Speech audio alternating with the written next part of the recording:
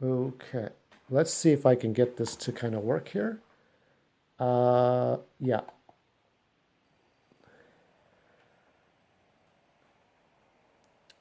let's play episode. I'm not going to really talk about this episode. Um, Something has come to light. This is In a Mirror Darkly, by the way. One of my favorite Star Trek episodes. So it's come to my attention that they've changed the director for Star Trek to some S.J. Clarkson, I guess her name is, or SJW Clarkson, if you want to call her that. Um, I don't know what to think of that right now. It just disturbed me. It just came on like 2 hours ago. I just looked at the news. Um, so this is, of course, the alternate universe version of First Contact. Uh, I don't know what to think of this. I've been watching a lot of YouTube pundits talk about Star Wars, The Last Jedi. I did not like The Last Jedi. I liked maybe the first 5 minutes of Star Wars, The Last Jedi, when they were doing the space battles with the 4DX. You know, in 4DX, you're in a chair, right? And your chair bobs and weaves and moves around. So, like, if you're feeling something, like let's say the camera pans, so the camera moves this way and stuff like that. So it was okay to watch the first 5 minutes of Star Wars, but after that, it was turning into SJW anti-misogynist crap. It was nonsense. So the reason I'm showing you this video in not so great quality is to talk about what's going on with Star Trek 4. Now, Star Trek was created by Gene Roddenberry, and he helped put together a team. You know, he was a police officer when he stopped somebody at a bar and he pitched his ideas for Star Trek back in the late 50s, early 60s. He did the lieutenant, and then they finally did Star Trek back in 1964. They did the pilot for the Cage.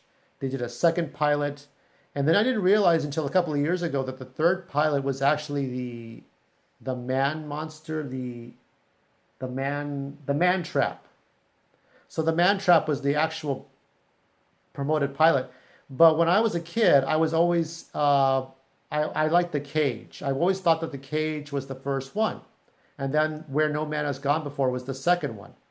But if you look at the way the uniforms had changed in those three different pilots, you saw that there were changes in casting, changes in costumes. So Gene Roddenberry had this show. It went on for one season, and the second season they were going to cancel it. So he actually had his secretary put stickers. She snuck into a car, into a parking lot of Paramount Pictures, and put stickers all over the cars to say support Star Trek. And that's how they got a third season. And then the third season, it was all canceled. Um, and Gene Roddenberry couldn't buy the rights to Star Trek. He didn't have the money. So they made a cartoon, and then they made the motion picture, and then you had 5 more movies: Star Trek: The Next Generation, Deep Space Nine, Voyager, and then Star Trek Enterprise, and this great episode right here. And then, of course, you had video games. Most of them were pretty shitty to me. It was always about taking spaceships and slowly strategizing. I just don't care for those. If you all like Star Trek, the Star Trek video, the CD-ROM games, that's fine. But I'm not into that stuff. I'm more into the like Mass Effect kind of Star Trek. That's my kind of thing. I like the NES version of Star Trek. But anyway, so we're into the J.J. Abrams movies, and then we get into the Justin Lin movie. Now, well, the news before was that Quentin Tarantino was supposed to direct Star Trek 4, or Star Trek, whatever it's going to be called. I think it's going to be called Star Trek Pussified. I think that's going to be the next Star Trek movie. But anyway, SJW Clarkson is replacing Quentin Tarantino until further notice, for this, maybe for the foreseeable future. I mean, if you look at the picture of S.J. Clarkson, doesn't she look like Kathleen Kennedy, subtract 20 years? I mean, I see her in those glasses, and I'm like, oh, fuck, no way. No way did they do this. So, I mean, to me, this was like, between this one and the story after this with, Peter Weller.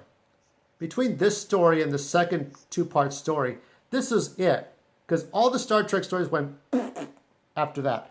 I mean, I did get, I mean, let's turn away from it. I did get Star Trek, this one here with J.J. Abrams. I never got the second one. And I think I'm going to pass on the third one to buy for DVDs. But that's what I bought, okay?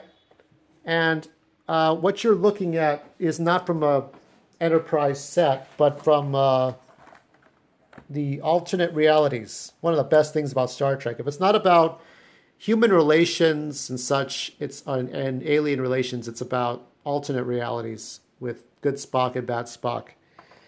But yeah, I feel in the wake of Star Wars The Last Jedi, in the wake of the Mary Sues of Star Wars, because you have to remember that, as William Shatner admitted, that if it wasn't for Star Trek the Motion Picture, you wouldn't have, if it wasn't for Star Wars, you wouldn't have the Star Trek movies. You wouldn't have the motion picture and the movies onward. So 70s and 80s and, 70s, 80s, and 90s Star Trek is influenced by Star Wars. And maybe Battlestar Galactica, I think. But Battlestar Galactica wasn't made a TV show until later. They did some other stuff. But I don't know what to think of this. Now, I don't mind female pundits on YouTube. I don't think they're as entertaining as men. But when women talk about, arts and crafts and pets and children, and when they're an expert in certain fields, then I'll listen to a woman on YouTube. That's my preference. A woman can do anything she wants to do. This is not Russia. This is not Saudi Arabia. This is not a third world country where you have no rights. You have the rights. You can show your face. You can show your neck. You can do anything you want in this country. We just may not listen, And that's just the whole point of it. A woman will not be in the kitchen because we told her to, okay? That's the motto these days. If you're in the kitchen, women, we didn't put you in there. We didn't put a gun to your head, okay? You want to do your thing, you do your thing, we'll do our thing. And I think what I'm going to do is I'm not going to see any more Star Trek movies. I was curious to see more of Star Trek Discovery. But after seeing the girl, I can't remember. It's that African American or whatever mixed hybrid girl, the one that plays the main character, the one that Sarek raised, the human female that Sarek raised, the ethnic female. I don't know her name. Something Green. I'm going to call her Soylent Green because I honestly can't remember her name. So Soylent Green took a knee. And almost all the cast of Star Trek Discovery took the knee after the football players took a knee. And I said to myself, and I think Gene Roddenberry might say the same thing. We don't need to get involved in particular politics. Star Trek needs to be for fucking everybody, not just for one group or the other. The days of Terran Empire potentials are gone. We don't have that kind of thing. We have freedom. We don't have, absolute punishment for people who want to do stuff. This is the way, we just don't, sure, we'd like to be mean and military-like, but we have rights and we have to respect other people's rights. So yes, she has an absolute right to direct Star Trek and I'll defend that right, but that's as far as I'm going to defend it. I'm just going to have to give, sorry, S.J. Clarkson, I have to give you 2 of these. Not live long and prosper, but the opposite. You know what I mean? I can't. I'm starting to see SJW female directors in everything now. Star Trek, Star Wars, superheroes, books turned into movies, video games stuff. Everything. SJW women have to taunt and taint everything. It's ridiculous. There are some girl gamers, I'm not saying most of them, there are some girl gamers who don't give 2 shits about the things they're doing. They do it for attention because they see what men are looking at. If they see more MGTOW men, right, and not Metoo men, then they don't want the cucks and the white knights anymore. Now the women want to see what the men are not paying attention to them anymore. They want to see what they're doing. So they get into the stuff that they're getting into.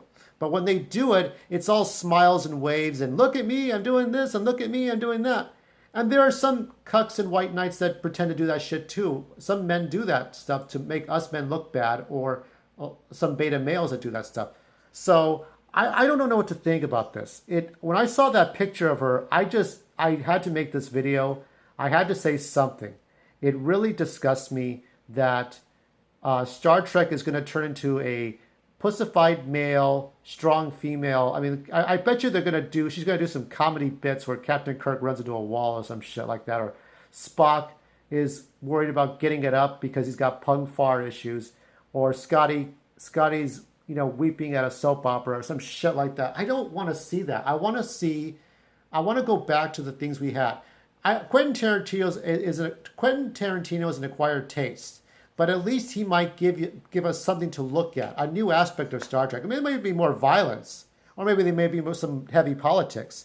But Quentin Tarantino, let George Lucas direct Star Trek. Maybe he can make something. I don't know. It'd be better is if you got George Lucas and Gene Roddenberry's son, to make a science fiction movie together. That would be interesting. Something different. I'm sick and tired of the bending over and taking it in the ass kind of approach to Hollywood now. It's ridiculous. It's got to stop.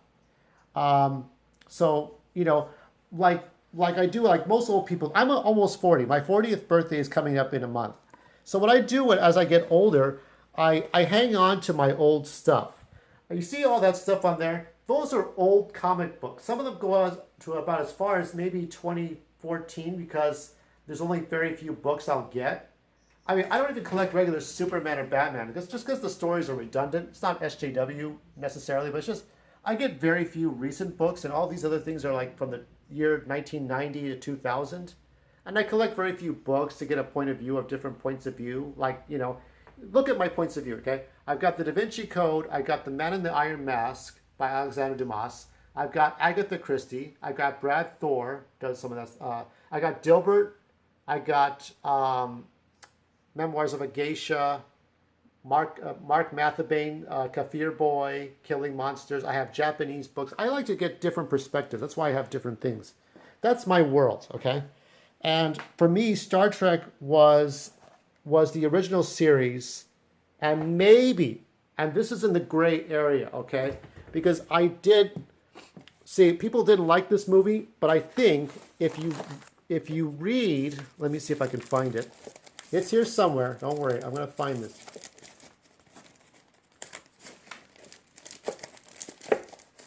I had it up here. I can't find it. You got to be joking me. I don't have it up here? At all? Not even in some fashion. Well, I had the countdown book.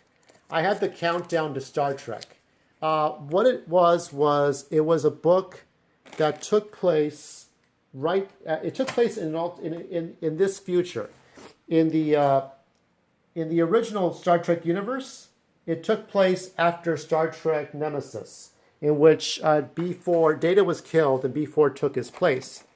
But in that one, B4 became Captain Data of the Enterprise E, and they were trying to stop Nero, and they did stop Nero from trying to destroy Vulcan and then eventually Earth.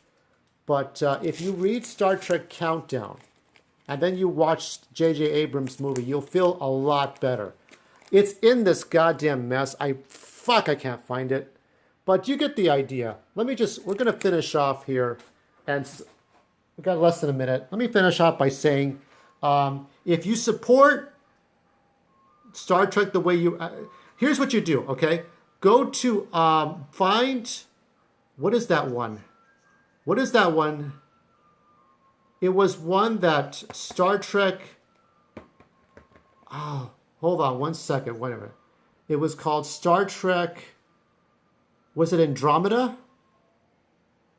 Axanar. Watch Prelude to Axanar. That's the last thing that was any good of anything Star Trek. If you watch Prelude to Axanar, you watch this stuff, all the series, watch those things. Do not watch Star Trek 4. You'll do it anyway. But don't watch Star Trek 4 unless you're drunk or with your friends. This is Maestro Drake signing out. Happy Mirror Universe.